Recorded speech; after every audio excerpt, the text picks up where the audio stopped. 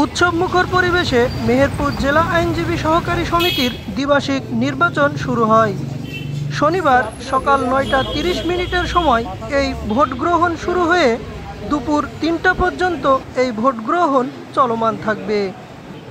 এ নির্বাচনে presiding officer হিসেবে দায়িত্ব পালনকারী অ্যাডভোকেট রফিকুল ইসলাম জানান, নির্বাচন সুষ্ঠুভাবে পরিচালিত হচ্ছে। আজকের মেহেরপুর জেলা আইনজীবী সমিতি চূড়ান্ত ভোট তালিকা দ্বিবার্ষিক সহকারী 2024।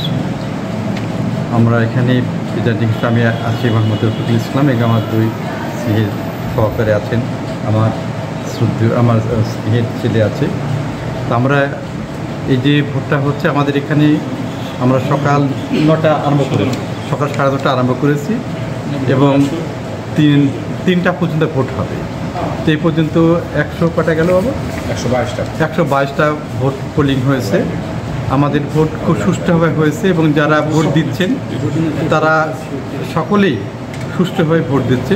মোট ভোট আমাদের 131, তাদের মধ্যে আমাদের এইটা পোলিং হলো।